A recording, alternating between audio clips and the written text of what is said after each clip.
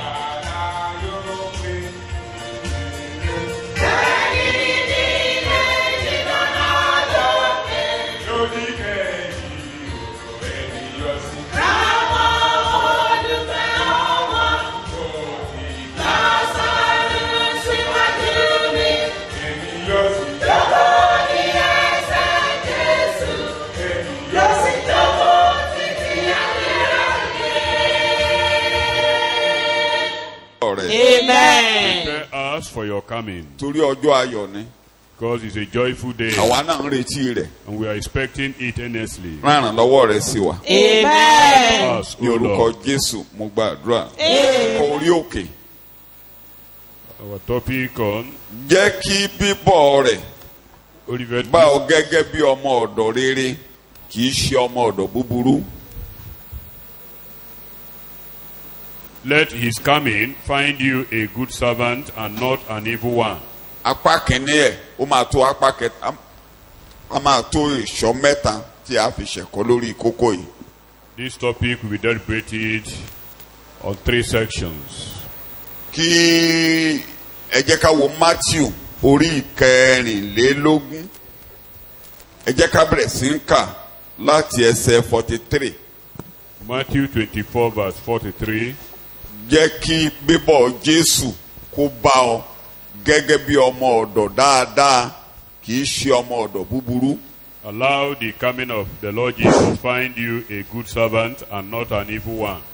Ṣùgbọ́n kí ẹ̀yin kí ó mọ èyí pé baálé ilé ìbámu wákàtí náà tí olè yóò wá ìbámu asọ́nà. Òun kì bá ti jẹ́ kí á runlẹ̀ ilé òun.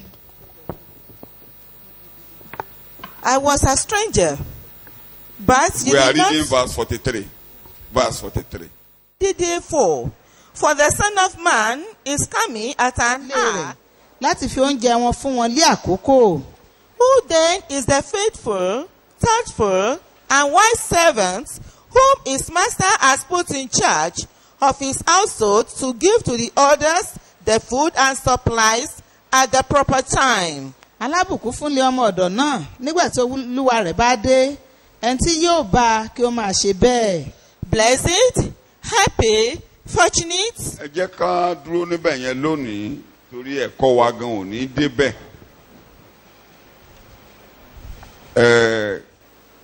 Àkọlé tí a fi ṣe bí ìfáàrà láti ọ̀dọ̀ Matthew Henry,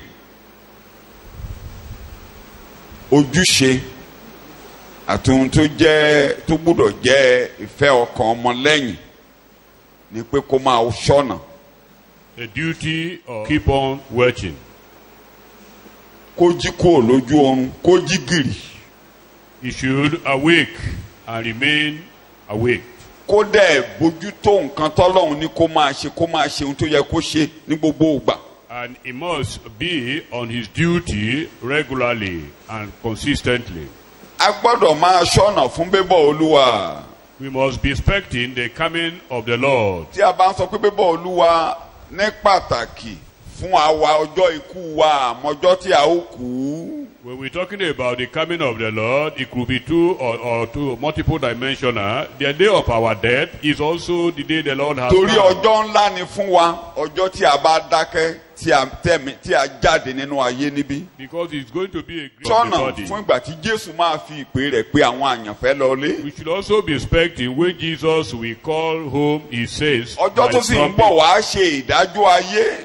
and even the coming to judge the world. Tó máa jẹ́ ọjọ́ ńlá fún gbogbo ọmọ ènìyàn It's pátápátá. also going to be a great day for all humanity. Kí a máa ṣọ́nà kò túmọ̀ sí pé ká gbàgbọ́ pé Jésù ń bọ̀ nìkan. If we are, say watch, it doesn't necessarily mean only expecting that Jesus is Kì í ṣe coming. pé bóyá a gbàgbọ́ pé Jésù Or ń bọ̀ that we nìkan. believe that only Jesus is coming. Ṣùgbọ́n ọkàn wa gbọ́dọ̀ máa pòǹgbẹ fún bíbọ̀ rẹ̀. But we must yearn for his coming. A gbọ́dọ̀ máa ronú nípa rẹ̀. We must be thinking and looking A for him. gbọ́dọ̀ máa fojú sọ́nà ká sì mọ̀ pé ohun tó sọ yìí yóò ṣẹ nígbàkúùgbà. We must be so sure of it Pé ó that dájú. it will definitely come to Pé pass. ọjọ́ náà máa dé láìpẹ́. That the day is coming. Arákùnrin olóògbé Matthew Henry òun ló kọ àkọlé tí mo kà sí wa yẹn. That introduction was written by Matthew Henry. Nínú Matthew orí kẹrìnlélógún ẹsẹ̀ 43 to 44 ẹ jẹ́ ká sáré wò yẹn ká mú àwọn kókó kan jáde lábẹ́. baálé ilé ìbámu wákàtí náà tí olè yóò wá ìbá máa sọ́nà, òun kì bá jẹ́ kí á runlẹ̀ ilé rẹ̀. But understand this, had the householder known in what part of the night, whether in a night or a morning watch, the thief was coming, he would hold his house to be undermined and broken 44. into. nítorí náà kí ẹ̀yin kí ó múra sílẹ̀, nítorí ní wákàtí tí ẹ̀yin kò rò tẹ́lẹ̀ lé ọmọ ènìyàn yóò dé. You also must be ready therefore, for the Son of Man is coming at an hour when you do not expect him. Kí àkọ́kọ́ mú báyìí. Let's begin like Torí this. bí òwe ni bàbá ń sọ̀rọ̀ níbí yìí. Because Jesus illustrates with parables. Ṣùgbọ́n nínú òwe rẹ̀ ó mú kókó tó ń fẹ́ mú jáde. But in his parables, his point was driven home. Ó jẹ́ ká rí i pé olè máa ń jà lóru. He made us know that thieves strike at night. Baálé ilé dẹ̀ máa ń ṣọ́lé. And the head of the family usually keep watch over Eléyìí his tí ò bá house. ṣọ́lé olè á bá lójijì. Will be caught unaware by Eléyìí tó thieves. bá ṣọ́nà dáadáa tí wákàtí yẹn bá dé bá lákòókò tó dáa á lé ó lè lọ. The one that is watchful and vigilant it might not be very easy for thieves to Well, careless will be burgled. And Kókó gẹ́gẹ́ bí èdè tí a yálò nínú introduction nínú ìfáàrà wa part of what we extracted from kínní our introduction. tí a gbọ́dọ̀ máa wọ̀nà fún lójoojúmọ́. One of the A ò mọjọ́ tí ẹ̀mí wa máa jáde nínú ara tí a kọjá lọ sílé kò sẹ́ni tó mọ̀ ọ́n. one of the major expectations that should occupy our mind is that we don't know the particular day the Lord will call individuals so adẹ gbọ́dọ̀ máa of múra us fún yẹn home. torí kò sẹ́ni We tó should mọ̀. prepare towards that because we don't know the particular day. ẹ jẹ́ ká mú látọ̀dọ̀ bàbá Jacob Let's begin from torí Jacob. Jacob ń ṣètò ilé rẹ̀ Jacob was preparing for his home or 20 ọdún house. lẹ́yìn ìgbà tó ń ṣètò yìí kò tí ì lọ In fact, 20 years after, it torí is ẹ̀yìn not ìgbà tó gone. ṣètò yìí Because ni after arán this program, Jacob lọ sílé Lẹ́bánì that Jacob was sent to Laban's house. Jacob dẹ̀ padà dé láti wá sìnkú bàbá rẹ̀. And Jacob returned to bury his father. ẹ má gbàgbé àkókò tó ń ṣètò yìí kò ní ojú méjèèjì mọ́ kò rí iná mọ́ Remember the time he was preparing, he was, ṣùgbọ́n his eyes was ó deep. wù ọ̀nà pé ìgbàkúùgbà ni kíní ilé ìṣẹ̀lẹ̀ jẹ́ kí n ṣètò ilé mi But sílẹ̀ he knew that prepare my home. Ọlọ́run dẹ̀ ń fẹ́ kéèyàn ṣètò ilé ẹ̀ lẹ̀ God expects human beings to prepare his pápá home, àwọn àyànfẹ́ àwọn ọmọ rẹ̀ particularly his children. òun ló ṣe ń fún wa ní ìkìlọ̀ pé a ò mọ ọjọ́ náà o That's why, instance, ẹ wo ọba Ẹ̀sìkáyà look at Hezekiah. ó ń ṣàìsàn lọ́wọ́ He was ill. ó lórí ọ̀fẹ́ gbà He received the grace, ni special wọ́n fi sọ grace, fún pé ṣètò ilé rẹ sílẹ̀ that God specifically told him that he should prepare, Torí ìwọ ó organize his house because he's going to die. kó tó wá kọjú sí gànà kó tó máa gbàdúrà He faced the wall and prayed to God, kọ́lọ́hún tó wá yí ọjọ́ ikú ẹ̀ yẹn ó tún sọ síwájú and God extended his ìbéèrè tó gbé Dé. káwájú Olúwa kò ju pé ó ní kí n ṣètò ilé kí ni mo fẹ́ ṣètò ilé the question he presented before God is that what is he going to arrange in ta his ni mo house? máa fi ṣe ìránṣẹ́ ilé lọ́wọ́ Whom will he hand over the ministry to? ta ló máa mú ìlérí tó ṣe fún Dáfídì ṣẹ nínú ilé Who mi will fulfill your covenant with David here? You Ọlọ́run wá promised. ní ó dáa mo fún ẹ ní ọdún márùndógún And kó o God fi ṣètò kalẹ̀ added 15 more years to him. ṣètò dáadáa kalẹ̀ o Prepare very well. ẹ̀mí máa ràn wá lọ́wọ́ o May the Lord help us. bólẹ̀ máa ràn wá lọ́wọ́ The o Lord Amen. help us. èdè tí mo lò yẹn ó lágbára lọ́pọ̀lọpọ̀ torí tí ẹ bá ka ìtàn yẹn dáadáa ẹ rí i pé ètò tí Hezekiah ṣe ò dáa tó kò ṣètò dáadáa No, even apart Ezekiel didn't prepare very well, despite the fact that God informed him. torí ọmọ tó lọ bí yẹn bí èdè tí mo lò nú ẹ̀kọ́ lọ́jọ́ Sunday ó yẹ kó mọ̀ pé ìgbà kúkúrú lòun ní pẹ̀lú Manasseh kó dírìlì Manasseh kó dírìlì ẹ̀ nínú òfin Mósè kó dírìlì ẹ̀ nínú àná Ọlọ́run kó ṣe Manasseh jẹná kó tó di pé ó kọjá lọ. He's supposed to have drilled Manasseh because he has a very little time with him. irú iṣẹ́ tí Jókébédì tó ṣe fún Mósè ó yẹ kó ṣe jù bẹ́ẹ̀ fún Manasseh. What Jochebed did to Moses is supposed to have been done to Manasseh very time. well, because he had a very short olùkọ́ time. Bíbélì ẹ̀ wá rí i pé You see, Bible readers will lẹ́yìn ìgbà tí understand Hezekiah kọjá lọ that immediately after the death of Hezekiah, tí Manasseh jọba lọ́mọ ọdún méjìlá that Manasseh became ilé king at òrìṣà 12. kódà ó délé sùkalẹ̀ pátápátá. He became the village. gbogbo yẹn la gbọ́dọ̀ fi sọ́kàn gẹ́gẹ́ bí kìrìsìtẹ́nì We must have this in mind as a ò Christians. mọjọ́ tí a ó kọjá Don't lọ know the particular day of our kò departure, sí gbogbo pàǹdùkú tá a kó jọ tá a máa kó lọ lé and we are going with nothing. We are going kò with sí nothing nǹkankan kò sí of our nǹkankan belongings or ètò possessions. kan tí a lè ṣe é lẹ́ni ká ṣètò ilé wa All we can do is to properly arrange kí a our láwọn ọmọ tó home, gba Jésù to have children who are born kí a again, láwọn tó máa báṣẹ́ ìránṣẹ́ ìrere lọ nínú ayé lẹ́yìn have ìgbà tá a bá children lọ who will tí continue a with bá their ṣe yẹn ministry. a ò wáyé If you don't bí have ìgbà ò that, wáyé bí ìgbà ò wáyé ni it is likened to of not coming to bí this ìgbà world at téèyàn ń all. gbogbo tó ń gbogbo nǹkan tọ́lọ́run kó lè lọ́wọ́ tó fi wọ́n It ṣòfò dà. means that one has succeeded in winning or ṣùgbọ́n destroying all ìwọ̀nba that kékeré God tí has given Hezekiah to ṣe him. nígbà yẹn Ọlọ́run pàpà ló fún But the Manasseh. little drill he gave Kò ṣe dáadáa tó to ní mo sọ. Manasseh, God honored him. ẹ rí i pé nígbà tí Manasseh délé ṣùkalẹ̀ When Manasseh became the village, tí wọ́n ń gbé lọ sínú ààfin he was taken to Babylon to Ọlọ́run rántí captivity. àdúrà tí bàbá ẹ̀ ti gbà sẹ́yìn. He remembered, God remembered One the prayer day, his father láàfin prayed. Bábélì. He was bound in ó wá Babylon. gbójú sókè nínú ààfin. He lifted up his ó lọ eyes Ọlọ́run in the Hezekiah palace. bàbá mi. He said, God of Hezekiah, my father. Bíbélì ní Ọlọ́run ṣàánú fún. The Bible says God had mercy on him. ó ní Ọlọ́run fún ní àyè lẹ́ẹ̀kejì. God gave him the second chance. ṣe ló yẹ kó kú síbẹ̀ yẹn. He's supposed to die wọ́n in dá Babylon. padà torí májẹ̀mú But God will Dáfídì. restore him because of the wọ́n dá covenant padà of, sórí àga ó wá tú léṣe. because for him to come and make restitution. ó ṣe gbogbo ètò dáadáa kó tó kó He, kọjá lọ. he did things well before he Sorry for departed. him. ó ti bí àwọn ọmọ nígbà tó dé léṣù àwọn ọmọ tó bí nígbà tó dé léṣù wọn ò tẹ̀lé lẹ́yìn. Unfortunately, by the time he strayed from God, he gave birth to children who took after his devilish activities. Genesis 27. Genesis 27. ẹsẹ̀ ìkíní sí ìkejì. Verse ó 1, sì ṣe 2. tí ìsákì gbó tí ojú rẹ̀ sì ń ṣe bàìbàì. ẹ máa gbọ́ wọ́n ní ó gbó.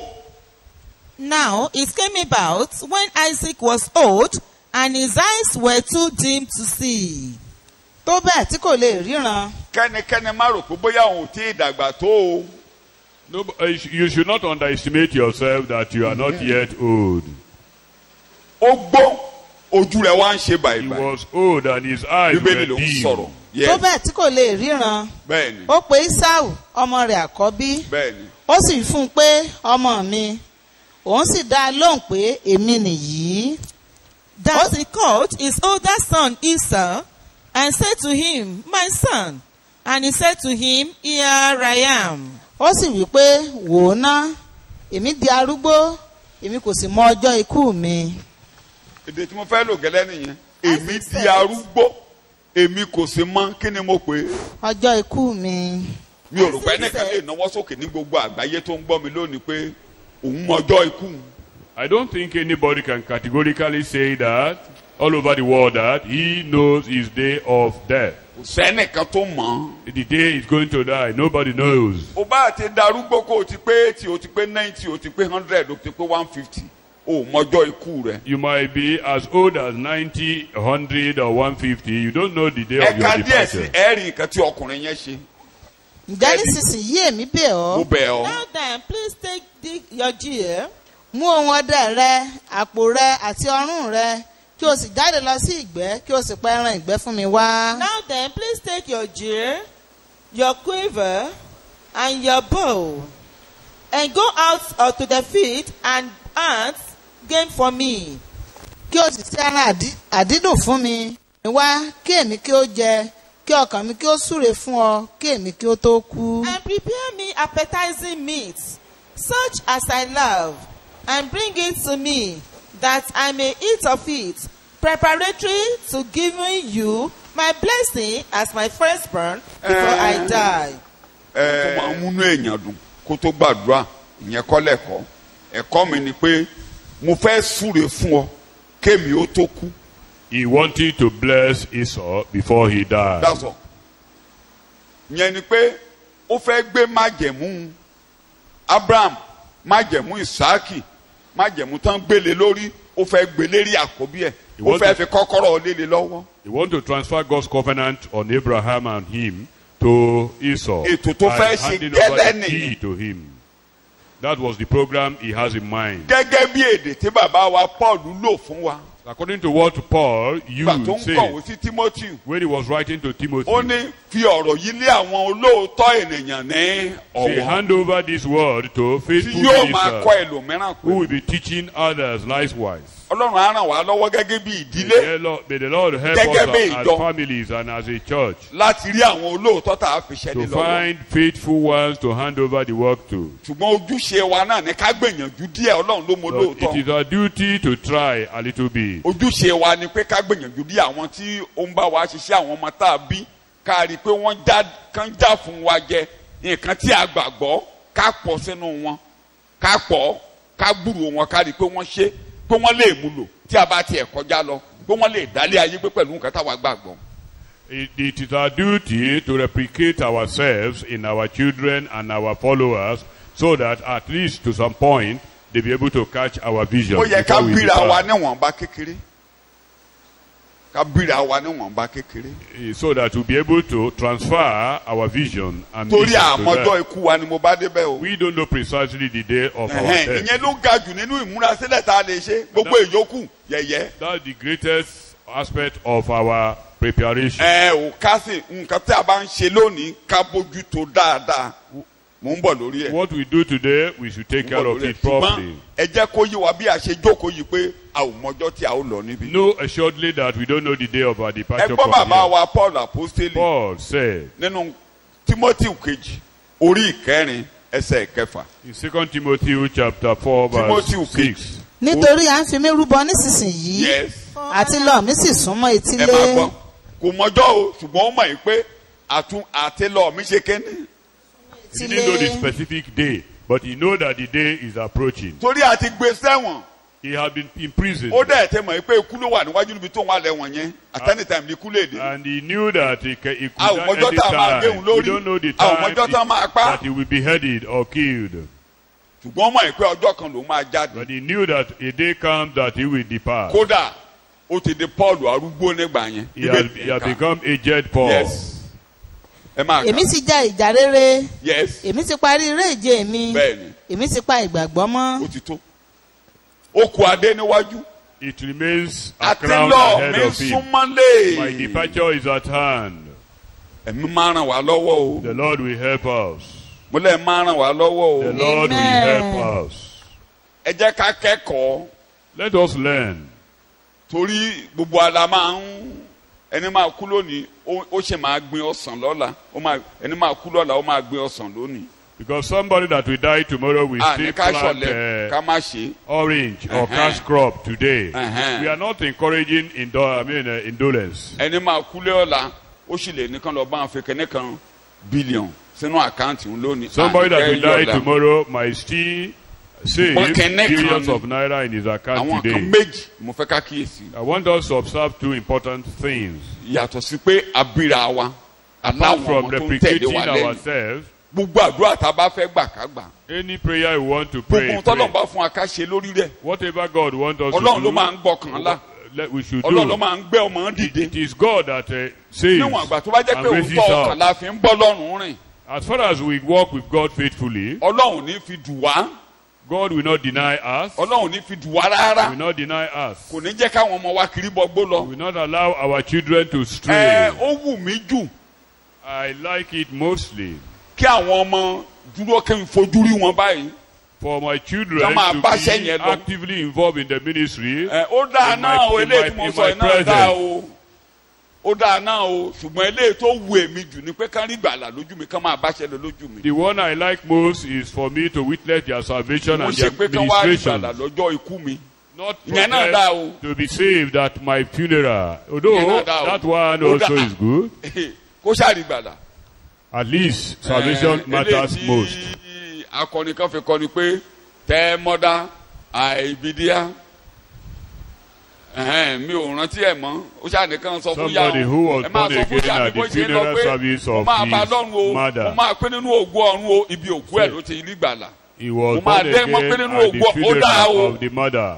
ẹni tí ọmọ ẹ I bá rí like gbàlà that náà one. lọ́jọ́ òkú ẹ̀ ó ṣoríire o Anybody that the children got born again at his or her funeral ó ṣáà rí gbàlà was at least fortunate. àdúrà mi ni pé Olúwa bá bójútó lé wa o I pray Amen. that the Lord will take care of our home. ẹ jẹ́ ká kẹ́kọ̀ọ́ Let's learn. nínú Luke orí ìkejìlá In Luke chapter lọ́dọ̀ 12, aṣiwèrè torí from the fool, ọ̀rọ̀ from ọlọ́gbọ́n ẹnu a fool. aṣiwèrè láti ń gbọ́ ẹ jẹ́ ká lọ kẹ́kọ̀ọ́ lọ́dọ̀ aṣiwèrè Let's learn from a fool. ẹgbẹ́ láti ẹsẹ̀ ìkẹẹ̀dógún Luke ó orí sì kejì ó sì wí fún wọn pé And he said to 15. them, kíyèsára kí ẹ sì máa ṣọ́ra nítorí ojú kòkòrò. guard yourselves and keep free from all covetousness, the immoderate desire for wealth, the greedy longing to have more.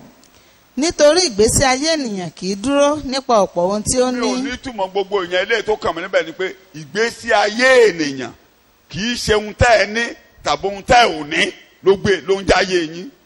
In other words, you are not weighed by God by what you kì í possess ṣe or property you yín lack.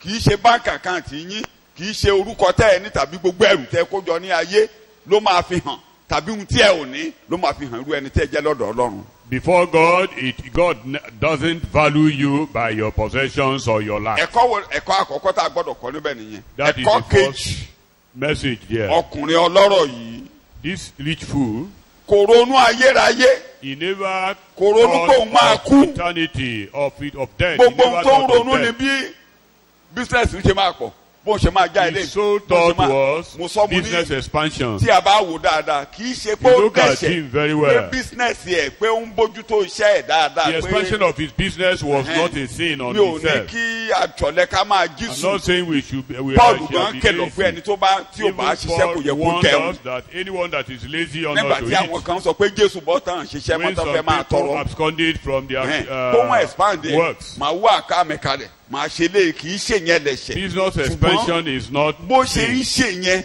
kò ronú pé bó ni mò ń lọ kò ṣètò He fún ọjọ́ never ọ̀la thought kò about his ṣètò fún departure. ayérayé He never prepared for eternity. ó ń ṣètò fún ọjọ́ ọ̀la láyé. It was Kò sí only fún ọjọ́ ọ̀la ní after this ayérayé. world, not after tó eternity. gbogbo tọ́lọ́run bá fún wa láyé mò ń sọ nínú Whatever ẹ̀kọ́ kan God tí a ṣe kọjá. endowed us with, Ọlọ́run gbọ́dọ̀ jèrè rẹ ó God dẹ̀ must gbọ́dọ̀ win jèrè you owó ẹ and win your money. owó ẹ gbọ́dọ̀ lọlé Your money must go property ẹ home. gbọ́dọ̀ lọlé Your properties must go home. ayé ẹ ń lọlé Your gbogbo life ohun tó must nílò go gbọ́dọ̀ home. lọlé Everything you have ìyẹn must ló go gbọ́dọ̀ home. jẹ́ ìrònú wa. That should be our thought. Jésù ní wèrè ni Jesus pé called ohun him tó a tó fool. jọta ló máa ní. All this thing you a ò gbọ́dọ̀ made sọ a ò ṣẹ̀ṣẹ̀ máa sọ̀tàn yẹn fún Who will gbogbo ẹ̀ tó wà possess it? tó jó ní gbàgbọ́ pé ẹ̀yin náà lọ wo àwọn tó lówó níbi tán you ti kọjá lọ. believers, you can go and assess the few of people them around few of you. them tá à ń rántí dọ̀la tá a ṣe rántí inú ayé lónìí ó jẹ́ àwọn tó jẹ́ pé wọ́n lo owó wọn láti ran àwọn ẹlòmíì lọ́wọ́ wọ́n lo owó wọn sọ́nà ìjọba Ọlọ́run. Only few of them that use their possessions towards the kingdom of God are still being remembered àwọn ní máa today. dárúkọ ṣùgbọ́n àwọn tó jẹ́ pé wọ́n kankan jẹ kán mu kán lo kán ṣáàṣe before you know it everything vanish á lọ. But for those who To the thin are ear. solely for this world, we die and fade away. so ìnàgà wa gbọ́dọ̀ jẹ́ ntọ́lọ́hún ní ká wá ṣe mo máa tẹnumọ́ dáadáa lọ́sẹ̀ tó ń bọ̀ ntọ́lọ́hún ní ká ṣe láyé ká bójútó èkejì nǹkan tọ́lọ́hún bá fún wa ẹ má gbọ́kànlé o ẹ má gbọ́kànlé o bí èdè Paul apostoli ẹ má gbọ́kànlé ọ̀rọ̀ tí ń dèbàjẹ́. Our aspirations should be to fulfill God's plan and purpose for our lives. And at the same time, we should not depend on material ó ní ẹ̀kẹ̀lọ̀ possessions. fún àwọn tó lọ́rọ̀ láàrin Say, yìí warn those who are rich kán má among you gbẹ́kẹ̀lé ọ̀rọ̀ that they àìdánilójú should not depend on bí kò sí Ọlọ́run alààyè on tó uncertain múra riches, láti pín fún ni. but upon the múra Lord who láti is ṣe rere. willing to distribute to people to cause you to prosper. ẹ máa ràn wá lọ́wọ́ The Lord will help us. kò dẹ̀ sí bẹ́ẹ̀ ṣe ń pín fún ni tẹ́ẹ̀lì ẹ máa ní sí ni. There's no way you will distribute that you will not máa have ní more. sí ni. You will have more. so ṣùgbọ́n ọjọ́ ọ̀la kẹlà á jẹ lọ́la kẹlà á jẹ lọ́la ẹ mú yẹn kúrò o. when there is worry about tomorrow, Ọlọ́run ló lọ́la o. God owns tomorrow. ó ní kí ni ẹ̀mí yín What is Jacob your ló sọ life? ó ní bí kò ṣe ìkúùkù It's just a vapor. ìkúùkù lásán It's just a vapor. tákàdédé fẹ́ lọ It will ìkúùkù ayọ̀ fly láàárọ̀ away. báyìí tóun bá ti Vapor. yọ You rise àfẹ́ in lọ. the morning ó ní kí ni ẹ̀mí yín and fly away. What is your Jacob life? nìyẹn. That's James. Solomon ni Solomon said nùwé òwe in má Proverbs, ṣe lérí ọjọ́ ọ̀la don't boast of tomorrow. má má lérí ọjọ́ ọ̀la o. Take care not o to mọ boast nǹkan of tí ọ̀la tomorrow. máa mú wá o You don't know o what mọ̀ tomorrow o mọ̀ holds. o You mọ̀ don't know what tomorrow holds. torí ìdí èyí Because of this, nínú oníwàásù orí kẹsẹsẹ kẹwàá in Ecclesiastes chapter 9 ẹ verse jẹ́ kí 10. n kà yín mo gbọ́dọ̀ tẹnu mọ́ yẹn dáadáa. Ecclesiastes chapter 9 verse òní 10. nìkan la ní òní nìkan la ní kádẹ. ohunkóhun tí ọwọ́ rẹ ní ṣíṣe ẹ o fi agbára rẹ ṣe ṣé lónìí é o ṣé lónìí o Whatever Nítorí you tí kò lay sí your hands ète. to do, Ṣé lónìí o? do it today. lónìí la mọ̀ Do o it very well. Today. òní la mọ̀ o Today kò is sẹ́ni your tó mọ own. ẹ̀kọ́ tó máa ṣe kẹ́yìn Nobody knows the last lecture he will kò deliver. sẹ́ni tó mọ orin tó máa kọ Nobody kẹ́yìn knows the last song o he's going màdúrà to tó sing. máa gbà You kẹ́yìn don't know the last o prayer you mẹ́ni will tó pray. máa ràn lọ́wọ́ You kẹ́yìn don't know the last o person mẹ́ni to tó máa help. wàásù sí You kẹ́yìn don't know the last person to òní preach. ló mọ̀ o You only know tomorrow. òní ló mọ̀ o You only know today. ẹ máa ràn wá lọ́wọ́ o The Lord Amen. goes bẹ́ẹ̀ help us. máa ràn wá lọ́wọ́ o May the Holy Spirit help pàápàá us. níbi tí ayé dé dúró Particularly the level of the world today. ṣe é rí ìgbé ayé wa bí onígbàgbọ́ Our ó gbọ́dọ̀ life jẹ́ ìgbé ayé As ojoojúmọ́ Christians must be a daily living torí kókó kan tí Jésù fi sílẹ̀ fún wa because of a point ó that Jesus yọ̀ǹda ara made. rẹ̀ fún wa ó He ní ká gave fẹ́ràn ara his life for us and said ìdáríjì love ọkàn wa ourselves. gbọ́dọ̀ tẹ́ lójoojúmọ́ sí gbogbo ènìyàn We must forgive all people every a day. gbọ́dọ̀ lójú ìgbẹ̀san ní There ọjọ́ kan shouldn't be bí alẹ́ ṣe vengeance ń lé in lọ our heart bí alẹ́ ṣe ń lé lọ as jẹ́ kí day inú yọ. passes on. ẹ jẹ́ kínú yọ kínú tẹ́ Be Very, at very peace important. with all men. Very ó ní ẹ máa lépa àlàáfíà pẹ̀lú Pursue peace with all gbogbo men. àti ìwà mímọ́. And holiness. Láìsí èyí Without kò which sí ẹyọ ẹnìkan tó máa rí no man Ọlọ́run. can see God. Inú wa gbọ́dọ̀ tẹ́, We must be ó at gbọ́dọ̀ peace. tẹ́. Must be at peace. Àríbitì kẹ́kọ̀ọ́ nínú Bíbélì dáadáa. There are so many examples in the Bible. Irú ikú ìyà, irú èso burúkú tí Jóábù gbé sínú ilé rẹ̀ yẹn. Ẹ má jẹ́ kó wọnú ilé yín o. Look at the bitterness that Joab nursed in his home. Don't allow it to enter your home. Irú eléyìí tí Sáù dánwò. Even the one Kò yọnu tán, kò perpetrated yọnu tán.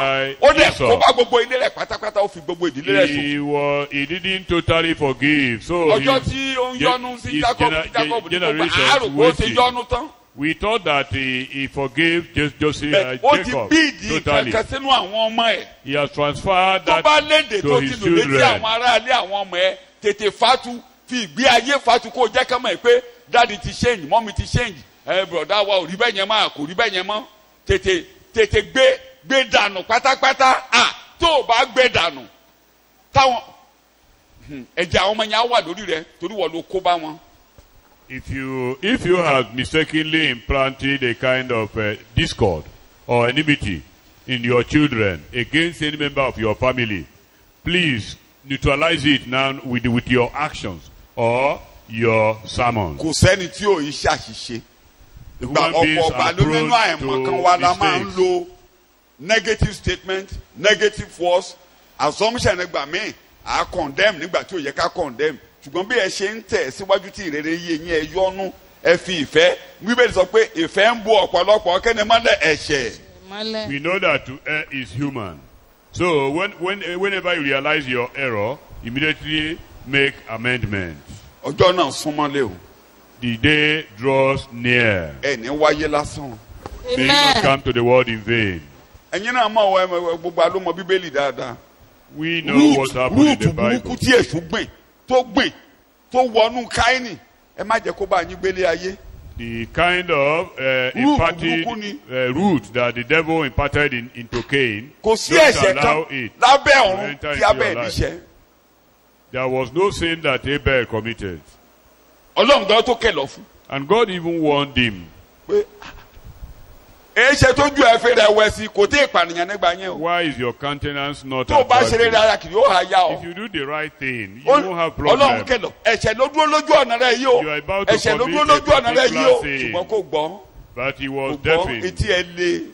He was hardened.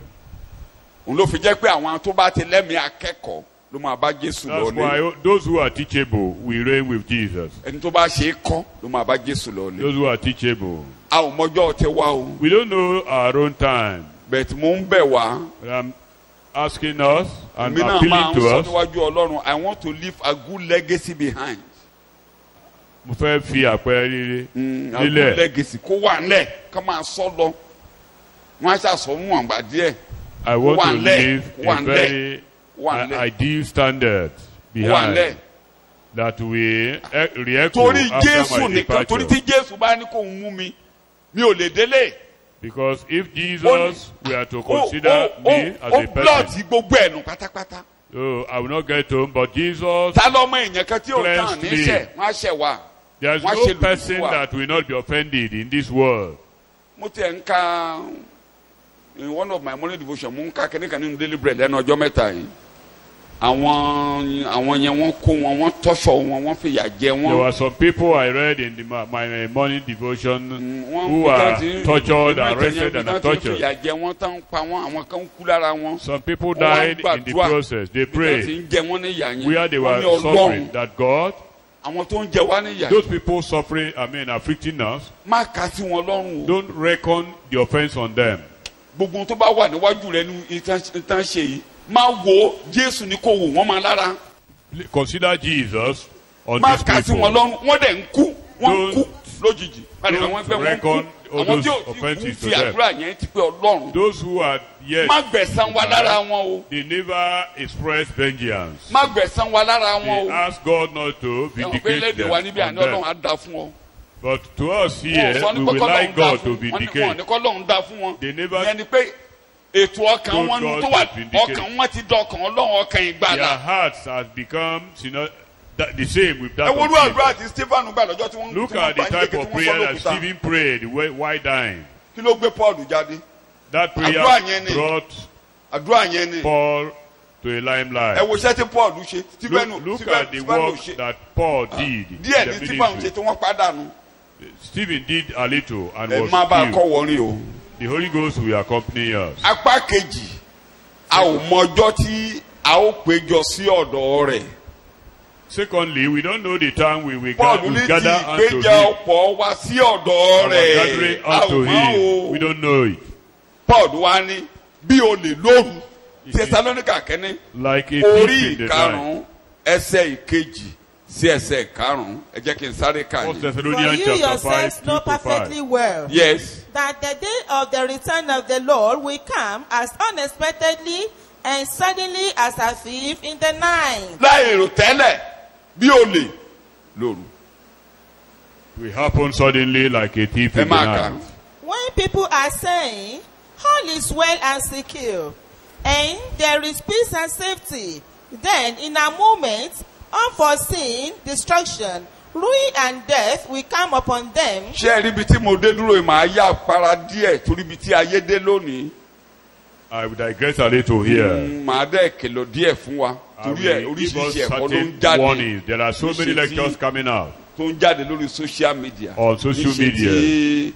Níṣe tí coronavirus gba gbogbo Particularly ayé this kan. time of coronavirus era. Ọlọ́run a ò mọjọ́ tí Jésù máa fi pèpè wá. We don't know the time that we'll A be ò raptured. mọjọ́ tí Jésù máa wá ṣe ìdájọ́ And we ayé. don't know the time that Jesus will come and Ṣùgbọ́n judge Ọlọ́run ní the àwọn world. ìlànà tó máa But God tẹ̀lé. has certain Kókó principles. kan ni ẹ gbọ́dọ̀ gbé sọ́kàn. One thing should be Mo ti ń noticed. tẹnumọ́ nínú ẹ̀kọ́ lẹ́nu ọjọ́ mẹ́. Ọlọ́run mọ bí a ṣe ń yọ àwọn olódodo God knows how to deliver the righteous kí ọjọ́ búburú ó tó dé. before the evil days Ó come. yọ Lot, He delivered ó Lot. yọ Noah He delivered kí Noah ọjọ́ búburú ó tó dé. before destruction come.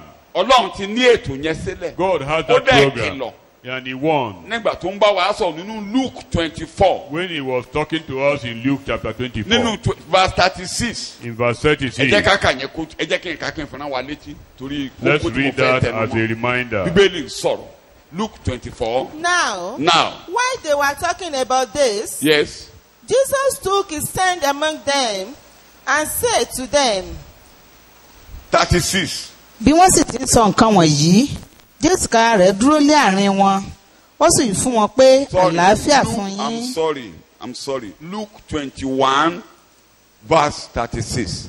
Luke 21. Ẹ má jẹ́ bínú. kí ẹ máa sọ́nà Matthew kí- 24 ló máa ń jẹ́ kí n kéde yẹn yí mọ́ mi lẹ́nu bẹ́ẹ̀. It's Luke 21, not Luke 21.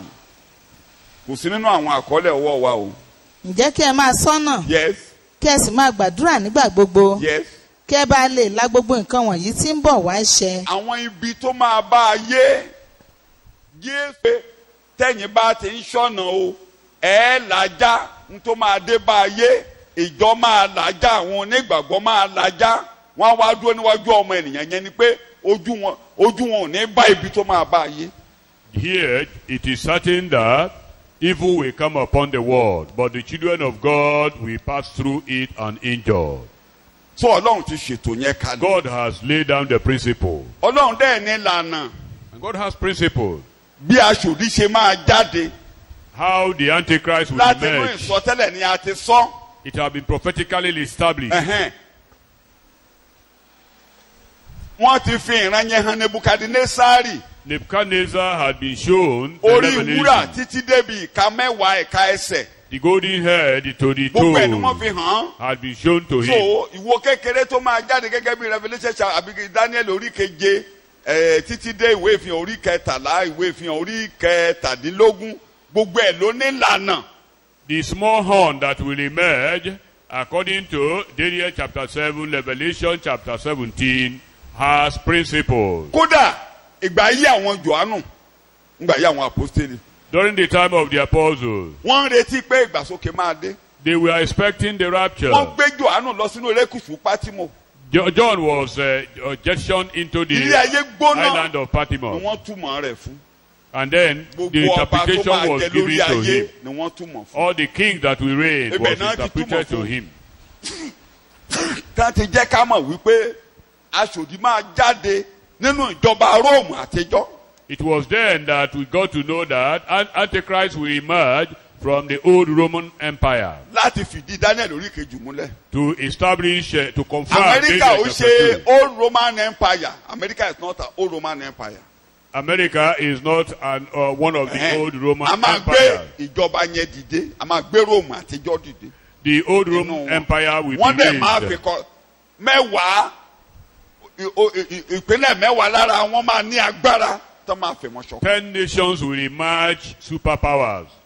àwọn mẹ́wàá ló máa fìjọba wọn fún ẹyọ ẹnìkan. And Superman. the 10 will eventually hand over Superman their yẹn máa power jáde to àwa àmọ́ an Superman yẹn náà máa fi apparent agbára fún tó Superman. máa ṣètò ìjọba. that will emerge. torí oríṣiríṣi ló ń lọ nínú social Many media. things go on the social so ẹ media. fọkàn ara yín balẹ̀. Be at peace ẹ and má jẹ́ rest. kẹ́rù ó bà yín. Don't be afraid. ẹ má jẹ́ kẹ́rù ó bà yín. Don't be ṣùgbọ́n mo afraid. tún tẹnumọ́ kẹ́nẹ́kẹ́nẹ́kẹ́ mọ̀. But one thing should be known. ìmúrasílẹ̀ ti wà fún ìjọba aṣòdì nínú ayé. The platform is being set in motion for Antichrist ẹ in jẹ́ the kí n lo world. àwọn kókó kan kẹ́ ẹ máa kíyèsí lọ mo ti sẹ́nu mo Let sọ́nù me ẹ̀kọ́ tó mention kọjá. some point that you will continually. orílẹ̀-èdè Ísírẹ́lì jẹ́ Consider. orílẹ̀-èdè tẹ́ gbọ́dọ̀ máa kíyèsí bí nǹkan ṣe ń lọ níbẹ̀. You must be conversant with activities going on in torí bẹ́ẹ̀ ni Israel. Jésù máa gbéjọba ẹ̀ kalẹ̀ sí. Because the central government of Jesus will be set in so Israel. wọ́n ń padà sílé wọ́n á dẹ̀ máa túbẹ̀ yẹn They kọ́ lọ are wọ́n á returning máa home expand ilẹ̀ wọn lọ. And the expansion ìmúrasílẹ̀ fún ìjọba Expansion is fún going ìjọba Jésù on olùgbàlà. in preparation for the Ẹ kíyèsí. kingdom of Jesus. ẹ wá kíyèsí ìjọba ayé. Then observe the kingdom of the ẹ̀ṣẹ̀ world. á máa di púpọ̀ ẹ má gbàgbé. Sin will be multiplying. tí ò ní nítumọ̀ mọ́. Sin will no more be sin. ìyẹn ti yé wa dáadáa a ò ní tẹnu mọ́. ilé ayé á máa kéré á di abúlé kékeré. And the whole world will tó continually máa rọrùn become fún a ẹyọ global ẹnìkan village. ẹyọ ẹnìkan láti To darí. simplify global rulership. ọrọ̀ ajé ayé awó And the economy of the world will tí collapse. ẹnìkan ò ní mọ̀ bó ṣe máa Nobody bójútó. can resuscitate it, can ẹnìkan ò ní revive mọ̀ bó it. ṣe máa bójútó. so ní ti ọ̀rọ̀ ẹnìkan fẹ́ manage ayé bí a ṣe wà yìí That one individual Tí a to ṣe- manage the world. ìgbàsókè lè ṣẹlẹ̀ anytime bí a ṣe wà yìí. Rapture could happen anytime from now. ó lè kí àwọn àyànfẹ́ lọ torí ayé ti set. Because the, ayé ti the word set had been ayé ti said. set The word pátápátá. had been said. gbogbo yín pátápátá ló ti wọnú kọ̀ǹpútà. Every human being technically entered into computer. nàìjíríà compulsory gbogbo wa ló ní BVN. Nigerian your BVN with your their photo BVN, your international everything. everything has entered into the ẹ máa net. gbọ́ sí ẹ̀yin tẹ́ ẹ bá ní old ID card kò ṣiṣẹ́ mọ́ ẹ gbọ́dọ̀ lọ ṣe new ID card tuntun new ID card yẹn ni wọ́n máa capture yín your new ID card ó máa bá international passport mu gbogbo ẹ gbọ́dọ̀ gbogbo bẹ́ẹ̀ ṣe jẹ́ ló wà ní gbogbo àgbáyé so ẹnìkan lè jókòó sí yàrá rẹ̀ níbí báyìí kó máa monitor gbogbo ẹni tó ń lọ lórí gbogbo àgbáyé. For that, since your identity have been encoded into the system, it will be easier for someone to be in a particular gbogbo wọ̀nyẹn joy dá to monitor à your ń lò fún life. ìrere mò ń lò fún ìrere We kódà are mo lọ using it school now for the mo lọ gospel. school lẹ́nu ọjọ́ mẹ́ta ìbáyìí mo ti kọ́ bọ́n ṣe ń lo zoom fún bá jókòó síbi báyìí gbogbo ẹ̀yin akọrin yẹn gbogbo yín lè kọrin ní yàrá yín níbi tẹ́ ẹ bá wà pátápátá ẹ kọrin à máa gbọ́. So you can sing individually in your rooms and yet perceived or heard. ẹ̀kọ́ tí mo ti ń ṣe báyìí This mo ń lecture sọ I lẹ́nu give ọjọ́ bíi now, mẹ́ta nígbà tí ó ṣe mo lè gbé lọ sínú yàrá mi I might gbogbo take ẹ̀yin it to my akọrin yẹn room. orin tẹ́ ń kọ wùsùnbẹ̀dàn yẹn yàrá yín níbi tẹ́ ẹ bá wà lẹ́tẹ̀ máa kọ́ tí mo máa gbé sórí fọ́nrán tí You gbogbo ayé á will máa sing wò. it anywhere you are and it will be heard. orí kọ̀ǹpútà mi ni mo ti máa mọ́nítọ̀ yín tí màá sọ fún yín bọ́yá gbogbo yín á dẹ̀ máa jáde tó o bá wọṣọ ìrìn tó wà ń yàrá rẹ ni mo máa rí ọba ẹ̀ tá a máa gbé ọ sáyé. Everything will be reflected on the system. bó o ṣe wà gẹ́lẹ́ kó o má wé gèlè. The way you Àgbẹ̀ ọba are ìwé gèlè. in your room. so ilé ayé ti ó ti The kéré world has kéré become a village Ó and very kéré. little. ó kéré. ẹ jẹ́ kí n sọ kókó méjì tí mo fi ń kìlọ̀ dáadáa. Let me drop 2 points. mo sọ nínú ẹ̀kọ́ ọjọ́ Sunday pé On Sunday I said ọ̀rọ̀ microchip the issue of microchip wọ́n ń lò fún health system tí wọ́n ti ń lò lára ẹranko a system wọ́n ti during the complete ẹ̀ animal pátápátá. have been perfected. ìran iṣẹ́ ìránṣẹ́ aṣòdì ni It is the ministry of the Antichrist. tán máa wọ́n ti ṣètò ẹ̀ bàbá tó ń design yẹn ó ní wọ́n lọ ṣe ó ní wọ́n wo ibi tí wọ́n lè gbé sí tó sensitive lágọ̀ọ́ ara tó sensitive jù lágọ̀ọ́ ara nígbà tó ń ṣàlàyé tó lágbára jù lágọ̀ọ́ ara tó ní tó jẹ́ pé temperature ibẹ̀ ní temperature ẹ̀ dáa jù lágọ̀ọ́ ara agbárí ó wá nígbà tán ń ṣe ó nígbà tán wá ṣe research ẹ̀ tán gẹ̀ẹ́tì ló sọ pé bó ni ìyá ọmọ ti máa ń mọ̀ para ọmọ ń gbóná. He said that bó ni ìyá ọmọ ti máa ń mọ̀ para ọmọ ń gbóná. ó la fọwọ́ kan agbárí ẹ̀ báyìí so agbárí náà máa gbé microchip sí. that the microchip will be inserted in the head èyàn ọwọ́ ọ̀tún báyìí because of the Two places. affected temperature. pé ibi táwọn ìyá ọmọ ti máa ń mọ̀ lọ́wọ́ báyìí And kì í ṣàtẹ́lẹwọ́ lẹ máa gbé sórí bí báyìí lẹ máa gbé sí. at méjì the lẹ máa back fi of the tẹ bá fẹ́ mọ̀ ọmọ yẹn bá ń gbóná hand. nínú ilé bẹ́ẹ̀ ṣe máa ṣeré.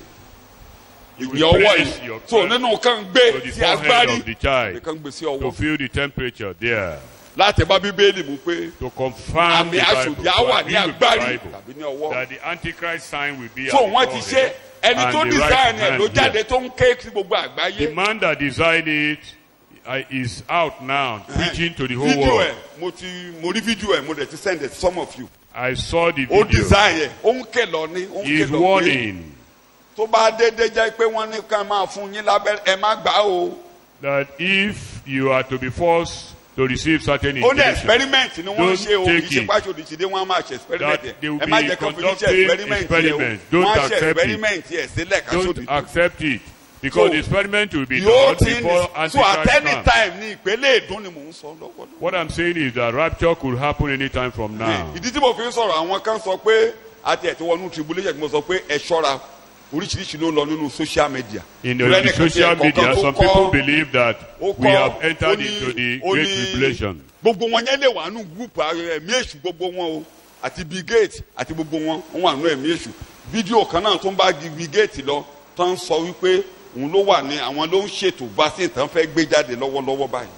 so ẹ ṣọ́ra fún gbogbo ògìgùn tán bá gbé jáde. Revelation came out that Bill Gates is sponsoring a certain vaccine tán jẹ́ pé that is to be circulated all ìtàwọn over yẹn the gbé world jáde ni now. pé wọ́n fẹ́ káwọn èèyàn kú lọ kán reduce population gbogbo yẹn ló You wà want to lórí reduce social media population mo sọ of pé so people, many things want on to the social kill. media so many things Uh, but kéde kan ni mo fẹ́ kẹ́ mọ̀ pé But one thing I want òtítọ́ you kan to tó know. wà níbẹ̀ ni pé àwọn ogun ọ̀rọ̀ àpáàdì ń múra lọ́wọ́ fún ìjọba aṣọ. The That's head, all. the host of hell, are preparing Hello, for Kawa. the kingdom of kí Antichrist. ló lẹ́ẹ̀kan wá What is our concern? ẹ fojú sọ́nà olùgbàlà wa Be ń bọ̀ watchful. Our ọjọ́ ìdáǹdè wa Savior. súnmọ́lé Our tó day kàn wá níbẹ̀ of ni redemption tó is tẹ́ bá at ti kà á hand. ojúṣe tiwa ni ká bójú tó tẹ́ bá ti ń bọ̀ tẹ́ bá ti ń Take kà care á of what you ought to take care. aṣojú ò lè bá wa ń bí Antichrist cannot meet bàbá wa us máa here. fi pèpè wá lọlé Our Father will bí rapture us kíní kan bá away. dẹ̀ ti dé tó bá jẹ́ pé kò bá nǹkan tí a gbàgbọ́ mu ẹ má gbà á ẹ má tẹ̀lé And if That's anything comes contrary to what we have received, òun mo yà padà don't lọ́jọ́ Sunday yield to àgbà tí it. mo ń ṣẹ̀kọ́ lọ́jọ́ Sunday pé ẹ tún bọ̀ múra sí gbàgbọ́ ààyè tẹ́ ẹ gbà Jésù ń wo nísàn torí coronavirus yìí báyìí Continue with kò tọ̀dọ̀ Ọlọ́run wá your believer. I kò mean, tọ̀dọ̀ your Ọlọ́run wá rárá faith ogun ọ̀rọ̀ àpá ìlú ṣètò rẹ̀ of divine healing.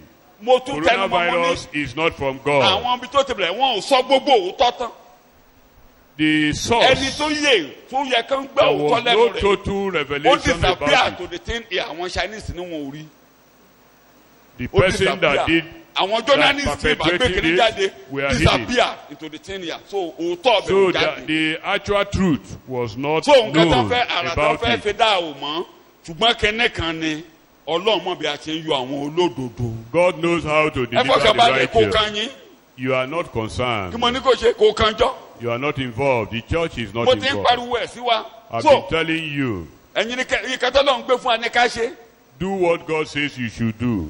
let us witness now ẹ̀kọ́ ń bọ̀ ń bẹ̀ ṣùgbọ́n ẹ jẹ́ kí n máa sọ torí ẹlòmíì àwọn ẹlẹ́tọ̀ ẹlòmíì máa gbọ́ kẹ́yìn ẹ ṣe iṣẹ́ ìrere tó yẹ ká ṣe báyìí Do the work of the ẹ jẹ́ ká ṣe ministry.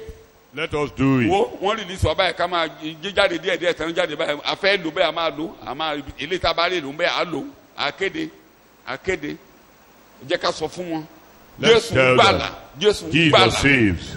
Jésù gbàlà ẹ má jẹ́ ká says sùn bí ayé ṣe ń we sùn. should not sleep as the world sleep. kò sẹ́ni tó mọ àkókò tí a máa fi pèpè wá. Nobody knows the time that Ṣùgbọ́n- we will be called home. ẹ ti kọ́ lórin ọjọ́ náà súnmọ́lé.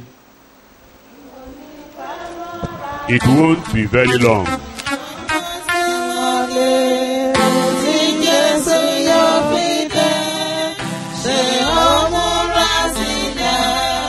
Ìwọlé wà níbẹ̀, múra fún ọjọ́ náà, kò ní pẹ́ mọ́ rárá. ẹ̀kọ́ Jésù yìí atúgbọ́dọ̀ kíyèsí kìnní kan ó ní baálé ilé tó ń ṣọ́nà lóru akẹ́kọ̀ọ́ lọ́dọ̀ rẹ̀ torọ́ ọmọ ayé yìí wọ́n gbọ́n ní ìran wọn. Household master that keep watch over his household at night. Nígbà ayé There are tí wọ́n- lessons you must learn there. wọ́n pín òru wọ́n pín sí ìṣọ́ mẹ́rin Because wọ́n dẹ̀ máa ń yan olùṣọ́ fún gbogbo ìṣọ́ torí olè. the people of this world, they are wise in wọ́n their fi own ọgbọ́n generation. ṣe They tó baálé divided ilé the ìṣọ́ night ilé rẹ̀. into hours. ẹnìkan ló sọmọdé ìgbàgbọ́ ó láwa náà nílé láti ṣọ́. And somebody said that we also have a house ilé to yẹn ni work. ọkàn ń wá. And that is our soul. òun mo ṣe ṣàròdí ẹ̀ lẹ́ẹ̀kan ọkàn ẹni ilé ìṣọ́ àtó gbọ́dọ̀ ṣọ́jú. Your má jẹ́ own kẹ́rù búburú soul. gbàbẹ̀ má Your ṣinú rò soul is má in the ṣinú rò house. Don't má mistake. tí èrò tí ò bá bíbélì bá ti ń Don't jáde accommodate evil thoughts. jàjàkadì kò sẹ́ni tán ní tí wọ́n bá tọrọ bá ti dùn ọ́ àwé ṣe bíi tèmi lọ wájú olúwa mo máa lọ wájú olúwa ni mo máa lọ wájú olúwa ni á gbóná When you are grieved, Ah. go to God's mo ti presence. máa ń sọ fún yín ẹni tí ẹ fẹ́ràn jù láyé tẹ́ ẹ rò pé ó lè ṣe The kan tí person ó you dáa love most on Lọ síwájú earth Olúwa. might offend you. Mo Go máa ń to sọ- God's mo presence. tún yá yín mo fi ń gbélé ayé ni kò sí ẹnìkan tí ò ní rere kan There is nobody without a good quality. ohun rere kan tó o bá mọ̀ nípa ẹ̀ lọ dúpẹ́ máa sọ níwájú That olúwa very single good máa quality sọ you know nǹkan rere about tó the ṣe yẹn person. máa sọ níwájú Confess olúwa it continually. inú ẹ̀ ayọ̀ Your heart Má will be kú nínú at ẹ̀tanú peace o. with him. Don't die ilé wa tó in ga jù malice. ọkàn wa kí ni mo pè é And our greatest house is Kí ni our mo pè é? soul. Is our soul. ibẹ̀ lẹ́ẹ̀ gbúdọ̀ ṣinú rò You should not ibẹ̀ lẹ́ẹ̀ accommodate evil torí bẹ́ẹ̀ thoughts. tẹ́ ẹ bá ti ṣinú rò ẹ gbé wà búburú jáde If you accommodate evil thought, you will ẹ gbé wà exhibit búburú it. ibẹ̀ lè sùn target And that happened to be the target ibẹ̀ of ni the wàhálà devil. ń target Even ọkàn wa problems target your soul. ẹ sọ láàárọ̀ ẹ sọ Watch over lọ́sàn-án it in the ẹ sọ lóru morning, in the afternoon, and at night. ẹ sọ lóru o Don't accommodate evil. ibẹ̀ ló lágbára ju o Is the greatest center of gravity. ilé wa tó ga jù nìyẹn o That's our greatest house. kẹ́ ẹ má jẹ́ kí ìrònú ẹ̀ṣẹ̀ wọbẹ̀ Don't allow the ìrònú thought ẹ̀jà of sin ìrònú enter ẹ̀ka there. ìrònú The asán thought of vanity, irú ìrònú tí of ẹ tá wickedness. dàbí pé ọlọ́run ti kú Particularly the thought that assume that Pé Ọlọ́run God ti is no gbàgbé more yín. responding, that God has Pé Ọlọ́run abandoned wà- you, that God has pé died. ọlọ́run ò sí lórí ìtẹ́ God mọ́ is no more on the throne. ó wà lórí ìtẹ́ o Believe me, ó believe wà me, God is ó on the wà throne. láàyè síbẹ̀ God is alive. ilé Still, tá a gbọ́dọ̀ ṣojú ní ọkàn wa watch over your soul. bíbélì lẹ́dẹ̀ fi máa ṣọ́ And you Ẹ do fi àdúrà that with ṣọ́. the Bible, with prayer. ẹ̀ẹ́dẹ̀ máa jẹ́wọ́ ohun tí ẹ and with gbàgbọ́ jẹ lẹ́nu consistent ọkàn yín á máa confession. lókun ẹ máa fẹsẹ̀ ara The yín múlẹ̀ consistent confession of what you believe. ẹ máa ràn wá lọ́wọ́ o The Holy Spirit will help us. apá kejì ẹ̀kọ́ yìí verse The 45 second aspect of this ẹ lecture. kàn ká 45 46 yòókù a máa bá lọ́sẹ̀ tó ń bọ̀ lágbára ọlọ́run Matthew 24 45 46 kẹjẹ mu Who then, yes who then is the faithful, thoughtful, and wise servant bẹ́ẹ̀ ni whom his master has put in charge of his household yes to give to the others the food and supplies at the proper orí time? ìyẹn gangan ni àkórí ẹ̀kọ́ ìdúró lé lórí a ò lè parí ẹ̀ lónìí You have ìyẹn ni to be pé olóòótọ́ ọmọ ọ̀dọ̀ tó gbọ́n tó ń fi ọgbọ́n ṣiṣẹ́ yes the faithful and the wise servant. Thank you that very is much. industrious and prudent in his work. thank you very much tí a bá ń fi ẹsẹ̀ ti pé èèyàn gbọ́n ẹ̀ rí ọlọ́gbọ́n tó ń kọ́ ilé rẹ̀ tó kọ́ sórí àpáta. A wise person built his house on a rock. nígbà tí Jésù ń bá wọn lẹ́yìn ó ní ẹ jẹ́ ọlọ́gbọ́n bí ejò. He said, be wise ẹ jẹ́ like a oníwà serpent, tútù bí àdàbà. but meek as dove. tó a lè máa fẹsẹ̀ ti ọlọ́gbọ́n lọ. ẹ wo There are so many ọmọ ọ̀dọ̀ verses tó of the fi Bible. ọgbọ́n ṣe nínú kórí kẹjọ ó fi ọgbọ́n Look at ṣe Luke é. chapter ó 8, fi ọgbọ́n nínú kórí kẹrìndínlógún. chapter 16. ó lé mi kò ní etulẹ̀ mi ò lè Say, ṣàgbé. I wọ́n máa lé mi cannot níbi iṣẹ́. beg. I cannot ó wá beg. ń lu I ọgbọ́n. know I will be kí lóun sad. máa ṣe tán bá léun níbi That iṣẹ́. what will ó he, bẹ̀rẹ̀ sí what ta will ọgbọ́n. he Ó depend gbọ́n. on Fi after ọgbọ́n he ṣe. was fired? so ọlọ́gbọ́n ọmọ ọ̀dọ̀ The wise servant tó ń tọ́jú ilé rẹ̀. takes care of his house. nígbà tá a bá wá wo ipò tí Joseph wà nílé Pọ́ntífárì. Look at the ẹ̀kọ́ yẹn ayé position wa of dáadáa. Joseph in the house of Potiphar. You will Genesis understand the 39:4-6 lecture. ajẹ́kẹ́kọ̀ọ́ yẹn yé wa dáadáa. Genesis 49 verse 4, 5, 6. Yes. Joseph àfijẹ́ olórí He was made the head of the slaves. àti ohun gbogbo tí ó ní ó fi lé e lọ́wọ́.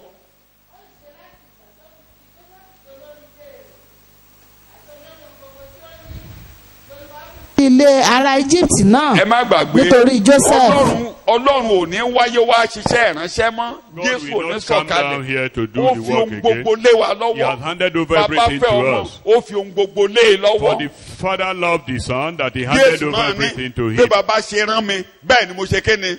And Jesus said that the Father has sent me, so have I sent So you. bí a ṣe gbẹ́kẹ̀lé Joseph tó fòótọ́ ṣiṣẹ́ níbẹ̀ yẹn lọ́lọ́run ṣe sinmi lé wa nínú iṣẹ́ ìránṣẹ́ ìrere tó fi The lé wa way lọ́wọ́. Joseph was trusted and he was faithful, so God had trusted us and has Torí trusted àkókò us mi with kí n kàn this máa mú lọ mi ministry. ò ní máa ẹ̀yin náà mọ̀ bó ṣe ṣiṣẹ́ yẹn ó ṣe You know dáadáa. how Joseph Ṣùgbọ́n ìkíní worked there. ilé wo la fi wá líṣọ́ But lórí which ìjọ house- Ọlọ́run alààyè. Which household? Òun ni ilé Ọlọ́run. The church of God is the house of God. Éfésù orí kejì ẹsẹ̀ 19. In Ephesians chapter Kí 2 n kàn yọ verse ẹsẹ̀ díẹ̀ 19. máa fẹsẹ̀ ti nínú ilé fúnra yín. Éfésù orí kejì ẹsẹ̀ 19. In Yes. Ephesians chapter 2 verse 19. ǹjẹ́ nítorí náà Yes. ẹ̀yin kì í ṣe àlejò àti àtìpó mọ́ Bẹ́ẹ̀ni. ṣùgbọ́n àjùmọ̀jẹ́ ọlọ́tọ̀ pẹ̀lú àwọn ènìyàn mímọ́ àti àwọn ará ilé Ọlọ́run. Ará ilé ta ni ìjọ o? Ará ilé Ọlọ́run. Is God's household. Ará ilé Ọlọ́run. Is God's Ibẹ̀ household. lọ́lọ́run fi àwọn òjíṣẹ́ sí That láti is máa bá where God mójútó léwu. implanted his ministers to take Nígbà tí over, to inú Kọ́ríńtì overseer kìíní them. orí kẹta ẹsẹ̀ kẹsàn-án ó ní ilé Ọlọ́run ni Say, yín. you are the house Ọgbà of God. Ọlọ́run ni You are yín. God's husbandry. Nígbà tí Paul máa gbé jáde nínú Timothy kìíní orí kẹta ẹsẹ̀ kẹẹ̀ẹ́dógún ó ní bí mo bá pẹ́ kí ẹ mọ̀ bẹ́ẹ̀ ṣe máa tọ́jú ilé Ọlọ́run tí í ṣe ìjọ Ọlọ́run alààyè ọ̀wọ́n àti ìpínlẹ̀ òtítọ́. ẹ tiẹ̀ lè ká jáde. ṣùgbọ́n bí mo bá pẹ́ Yes. kí ìwọ kí ó lè mọ̀ bí ó ti yẹ fún àwọn ènìyàn láti máa hùwà nínú ilé Ọlọ́run. Ilé ìta ni wọ́n pè é. ilé Ọlọ́run tí í ṣe ìjọ Ọlọ́run alààyè ọ̀wọ̀n àti ìpìlẹ̀ Ó ti yí òtítọ́. tó. Ilé Ọlọ́run ní kí ni o? Ìjọ Ọlọ́run alààyè. The house of God is the church of God, the pillar of truth. Nígbà tí bàbá Paul máa bá jọ Éfésù sọ̀rọ̀ nínú iṣẹ́ àwọn apọ́sítélì orí ogún When Paul was to talk to the Ephesians in Acts chapter tó ń bá àwọn 12, alàgbà abẹ sọ̀rọ̀ from ó ní kẹ́ ẹ tọ́jú àgbo others there, Ọlọ́run say, take care of this church of God. tí í ṣe ìjọ Ọlọ́run The tí church of Jésù God. fi ẹ̀jẹ̀ rẹ̀ rà Jesus purchased with his tó blood. fi ẹ̀jẹ̀ rẹ̀ rà Purchased the so church with ilé his Ọlọ́run blood. tán ní ká bá ń bójútó So the house of God we are to care kì í for. ṣe màlúù ní bí èdè Paul kì It's í not ṣe a màlúù ní Ọlọ́run ń tọ́ thing that God is ènìyàn tó taking wà care of. nílé Ọlọ́run náà ní But ká bá ń human beings bójútó in the church must be taken care of. shout hallelujah. Hallelujah. hallelujah. So àwọn ìríjú ìrere The ministers of the gospel. ó pín sí ipa méjì ibẹ̀ máa parí ẹ̀kọ́ Into sí two. The ìríjú ìrere The stewards of the gospel, gẹ́gẹ́ bí èdè Paul according to Paul. Kọ́ríńtì kìíní orí ìkẹrin ẹsẹ̀ ìkejì 1 Corinthians chapter 4 verse 2. ìríjú ìrere Stewards. Bíbélì The sọ̀rọ̀ gospel. yes pẹ̀lúpẹ̀lú à ń béèrè lọ́wọ́ ìríjú pé kí olúwa rẹ̀ náà kí ó jẹ́ olóòótọ́. ìríjú ìrere kó jẹ́ olóòótọ́. Stewards must be faithful. nígbà tá a dé nu Hébérù orí ìkẹtàlá. In Hebrew chapter 13, torí mo fẹ́ túmọ̀ olórí ilé yẹn ipa méjì ìtumọ̀ méjì ní èdè Jésù náà ló túmọ̀ rẹ̀. Hébérù orí kẹtàlá ẹsẹ̀ kẹtàdínlógún. verse 17. Hébérù ẹ máa gbọ́ ti àwọn tí ń ṣe olórí yín olórí yín. kí ẹ sì máa tẹríba fún wọn. Olórí yín yẹn ìyẹn ni mo kà ní Acts 20:28 àwọn overseers àwọn alábòjútó olórí ìsọ̀rí olórí bẹ́ẹ̀ bẹ́ẹ̀ bẹ́ẹ̀ bẹ́ẹ̀ The heads bẹ́ẹ̀ there are the bẹ́ẹ̀. overseers that God appointed to a group of àwọn yẹn believers. bí a ṣe wà nù ṣọ́ọ̀ṣì yìí kì í ṣe pákó la ń tọ́jú o. In this church, we are not taking care of planks. kì í ṣe pákó o. We are not taking nítorí care wọ́n ń of sọ ẹ̀ṣọ́ tears. nítorí ọkàn yín. wọ́n ń ṣọ́ ẹ̀ṣọ́ nítorí They ìkéde. want Nítorí to keep ọkàn watch wa. over your souls. kì í ṣowó la ń tọ́jú nínú We are not ṣọ́ọ̀ṣì o. taking care of kì í money. ṣowó la wá pa o. We are not here to make money. owó kọ́ la ń pa o. We are not here to make money. àwọn kan fi wá ṣe ẹ̀yẹ́ báyìí lórí rédíò. Some people Wọ́n are fi jọ́ making ṣe jest yẹ̀yẹ́. of us, wọ́n making jest of the wọ́n church. ní àwọn òjíṣẹ́ Ọlọ́run tó yẹ pé owó náà ń pa wọn ò ní rówó pa báyìí. That minister of God who after money can will not Mo get money Mo ń wò wọ́n. now. pé òótọ́ ni wọ́n ráwọn tó jẹ́ pé owó náà wọ́n wá fẹ́ pa. Actually, there's a truth in ṣùgbọ́n what they tẹ́ said. bá ti jẹ́ ìjọ Ọlọ́run But if it alààyè is the church of the living God, owó kọ́ la ń pa. it is money that we are ọkàn solely ọkàn after, la mójútó. but souls. so nǹkan tán ní ẹ̀kọ́ máa dé bẹ́ẹ̀ wọ́n ṣe ní ká fún ọ lóúnjẹ lákòókò ká bọ́ wọn. We will kì í ṣe see pé ká bọ́ wọn examine ṣá how to feed àkókò them. oúnjẹ fún àkókò ká fi lé wọn lọ́wọ́. Time wọ́n pàjọ kéjọ for- mọ́ rù. to take care of them so that the church ká will be, ṣojúṣe wa ìjọ Ọlọ́run be ministered to. ilé Ọlọ́run. The house of God, the church of God. kọ́kàn máa nù tó lọ́wọ́ wa kọ́kàn máa sọnù So lọ́wọ́ wa. that no soul will get lost ká from us. ṣojúṣe wa láti We bójú try tọkàn. as much as eléyìí tó possible. bá yẹ ká bá wí ká bá The wí. one we ought to eléyìí tó bá yẹ rebuke, ká we kẹlẹ̀ do. fún ká kọ́. The one we're supposed to warn, we eléyìí warn. ká sọ òtítọ́ tó yẹ ká The sọ one we're fún wọn. supposed to tell the truth, we ká tell the ṣe truth. gbogbo ẹ̀ nínú Do ìfẹ́. everything in love. ká mọ̀ yín pé orí ọ̀fẹ́ la fi. Knowing that if we are saved by orí grace, ọ̀fẹ́ la fi gbà wá. we are saved by kì í ṣe grace. nípa iṣẹ́. It's not by òfin work. kọ́ ló máa kó wa dọ́run. It's not the law that will take us to ká heaven. ṣiṣẹ́ àgùntàn yẹn ká kọ́kàn. It is to Yorùbá ní àgbà tí do ò the bínú shepherding. kí ni ọlọ́mọ rẹ̀ ń ṣe ọmọ rẹ̀ á Ọmọ rẹ̀ á pọ̀. do ká the tọ́jú shepherding very ìjọ well. tí Jésù fi. That Ẹ̀jẹ̀ Jesus ara rẹ̀ rà. purchased with tí his Jésù blood. fi. Ẹ̀jẹ̀ That ara Jesus rẹ̀ purchased rà. with so his blood. bẹ́ẹ̀ kó lè yé wa pé kì í ṣe àwọn olùṣọ́ àgùntàn tàbí àwọn olórí ìsọ̀rí nìkan ni Jésù ń bá sọ̀rọ̀. Jesus was not talking to the Nínú pastors and àbí leaders nínú Mark alone. orí kẹtàlá torí ẹ̀kọ́ In Mark Mark yẹn chapter àti ẹ̀kọ́ 13, Matthew tí a ń kà yẹn verse àti 37. Luke ọmọ ìyá ni wọ́n. ó lóhun tí mo verse 37 ó lóhun ohun tí tí mo mo wí fún yín bẹ́ẹ̀ ni mo wí fún gbogbo ènìyàn Bẹ́ẹ̀ni. ẹ máa sọ́nà. gbogbo ènìyàn ni mò ń bá sọ. I'm gbogbo talking to ìjọ. everybody. So the message is for all disciples.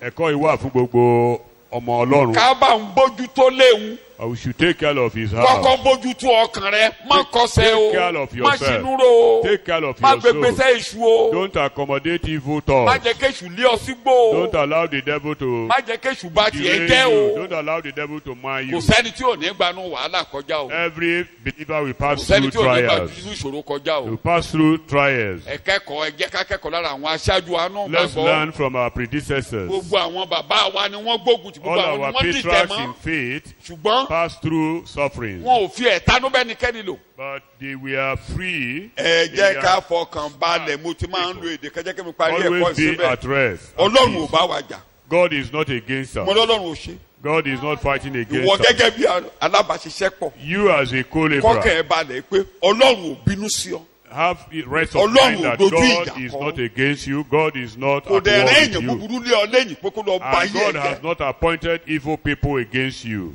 mo máa fi ń jọ́sìn gbogbo àwọn tọ́lọ́run kó lé mi I do lọ́wọ́ nínú ìjọ rejoice with that. pátápátá tán wá eléṣu òsí lára yín eléṣu òsí I lára yín rejoice always ọlọ́run rán wọn that wá all kí the ni mo máa people fi ran ẹni that God lọ́wọ́ has tó máa brought, dọ́run no devilish one ó is dẹ̀ among rán them. wọn wá God has brought them, káwọn náà wá ràn mí lọ́wọ́ For me to kí n lè help them. délé and for them also to rub mind That's all. with me for heaven. ẹni tó bá ti ṣeṣẹ́ ojúṣe tiẹ̀ tó bá Anybody that does tí his ò own lè ràn mí duty, lọ́wọ́ mọ́ a máa bá tiẹ̀ lọ he will go away. tó jẹ́ pé ibi tó bá dé ìbàjẹ́ lókù tó máa ṣe á lọ Anyone that is Èmi kọ́ ló máa after gbógun evil will eventually bolt off. ṣùgbọ́n pẹ́ẹ́nìkan máa bọ̀ tá a wá daṣẹ́ rú But ìjọ ọlọ́run ló nobody máa can dàrú come nígbà and ọlọ́run bá mi shatter jà the church of God, ọlọ́run lè rán ẹlẹ́sìn sí mi. purchased by the Lord Jesus Mi ò Christ. ṣe Abímẹ́lẹ́kì tí wọ́n rán ẹ̀mí èṣù sí àárín wọn gẹ́gẹ́ bí òwe Jótámù ọmọ kẹni tó jẹ́ pé ẹ̀mí èṣù bọ́ sáàárín wọn tí wọ́n nígbà méjì tẹ̀ máa yàn ọlọ́run ló rán ẹ̀mí èṣù sáàárín wọn tí gbogbo wọn jọjọ gbógun tìrẹ àwọn tẹ́ná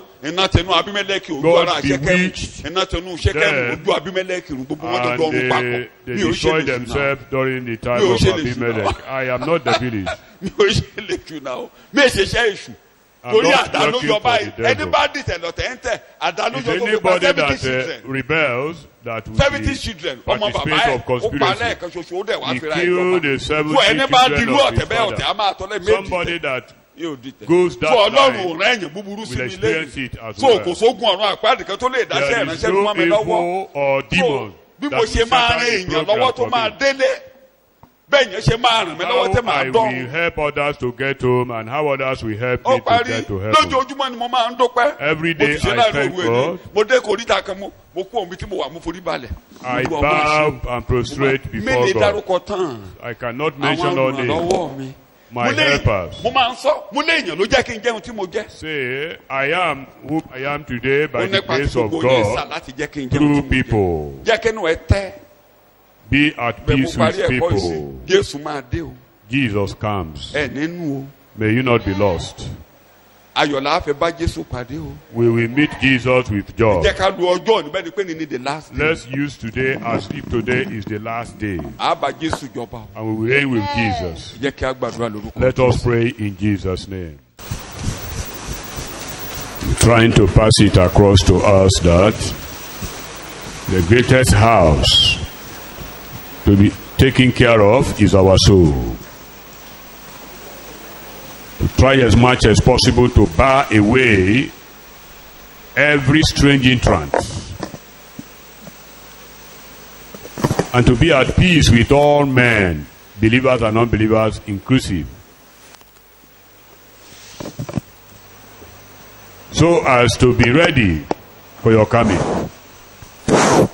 We ask for the grace, O God, to keep watch over our soul, over other believers, and to do a little to win souls for you.